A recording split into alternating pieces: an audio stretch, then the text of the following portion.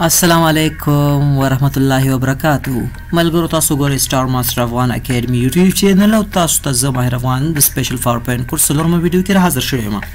ملګرو د پاور پوینټ کورس ابتدا مو کړې وه، یو څه تاسو ته موږ انټروګانې او ځینې ډیزاینونه جوړ کړل. نن عملاً د پاور پوینټ کورس شروع کوو. ملګرو مایکروسافټ یو کمپنۍ ده چې بیل ګیټ د اونر دی. دا مختلف اپریټنګ سیسټمونه اپلیکیشنې ته جوړوي. دیو موږ سره ډېر جالب پروګرام جوړ کړی دی چې هغې ته مایکروسافټ آفیس وایي. د مایکروسافټ آفیس ملګرو دا یو پیکیج دی، یو پروګرام نه دی. پیکیج دا معنی چې دوی په داخل کې زیات پروګرامونه دي منځ کې. لکه ملګرو څنګه مایکروسافټ آفیس پیکیج چې زه کله را انسټال کړم نو په هغې کې ما سره ورډ را انسټال شي، ایکسل را انسټال شي، پاور پوینټ را انسټال شي، ایکسس را انسټال شي، آوټلوک را انسټال شي او پبلشر را انسټال شي. دا پروګرامونه چې د ملګرو دا د مایکروسافټ آفیس په پیکیج کې داخل کړي دي. دا یو ډېر ښه کار کړی دی چې بس یو پیکیج یې تیار کړی ته انسټال کړه، ټول پروګرامونه سره انسټالیږي. ملګرو ورډ چې دی دا په خپل ځای کارول کېږي چې دا یو ورډ پروسیسر دی چې د ما کې موږ لیکنه کوو. ایکسل چې دی دا سپریډ شیټ پروګرام دی ملګرو چې دا موږ مختلف محاسباتو کې کاروو. پاور پوینټ چې دی یو پریزنټیشن میکر پروګرام دی چې د باندې موږ پریزنټیشنونه جوړوو. ایکسس چې دی یو ډي بي ایم ایس دی چې یو ډیسکټاپ بیس ډیټابیس پکې زه جوړولی شم.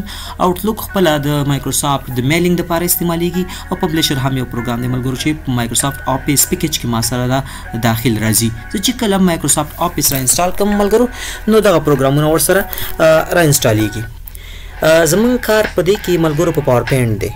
پاور پوینټ چې دی ملګرو یو پریزنټیشن میکر پروګرام دی. نو په دې کې زه پریزنټیشنونه جوړوم. داسې مختلف کمپنۍ دي لکه ګوګل، نورې کمپنۍ هم دي چې هغه تاسو ته د پریزنټیشن جوړولو لپاره مختلف سافټویرونه تاسو ته وړاندې کوي. خو دا چې مایکروسافټ آفیس له ټولو کمپنیانو څخه مخکته دی او پاور پوینټ یو ډېر ځانګړې ښکلا او داسې اپشنې لري چې بل هیڅ پروګرام دغسې اپشنې نه دي یوځای کړي. نو ځکه مایکروسافټ پیکیج مخکې تللی دی او پروګرام دغه پاور پوینټ پروګرام چې دا خلک ډېر زیات استعمالوي اراوند د ورلډز. یعنې ایون ځینو خلکو ته پته نه لګي چې آیا د مایکروسافټ آفیس نه علاوه بل داسې کوم پیکیج شته چې هغه کوم دغسې ورډ ایکسل پاور پوینټ دي ډېر زیات دي. خو دا چې ولې ورډ ایکسل پاور پوینټ دی زیات خلک دې سره عادي شوي دي او زموږ ستاسو په عادي ژوند کې دا ډېر زیات استعمالیږي. نو ځکه خلک یوازې همدې ته مخ اړوي. نو ملګرو موږ به پاور پوینټ پروګرام وایو چې دا یو پریزنټیشن میکر دی. په دې کې به انشاءالله موږ پریزنټیشنونه جوړوو. که چېرته تاسو په مایکروسافټ آفیس را انسټال کړئ ملګرو دې سره ټول دا پروګرامونه راځي. خو که یو کس وایي چې زه مایکروسافټ آفیس را انسټالوم خو یوازې په مایکروسافټ آفیس کې زه غواړم چې ماته د پاور پوینټ را انسټال شي، صحیح ده ملګرو.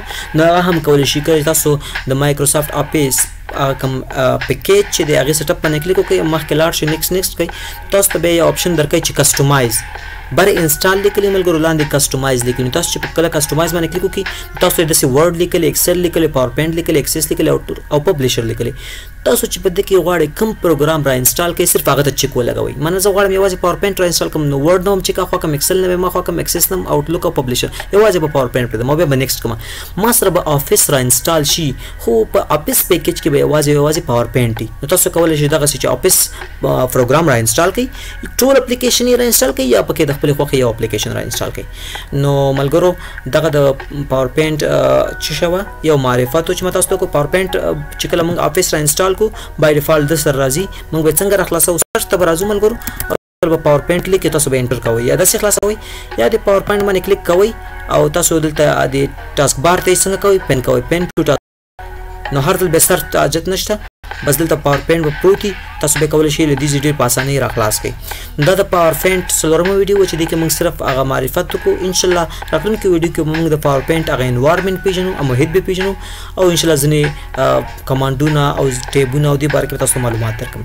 نو دا و د دې ویډیو درس. انشاءالله ډېر ژر به تاسو ته زه په یو بلې ویډیو کې را حاضر شم.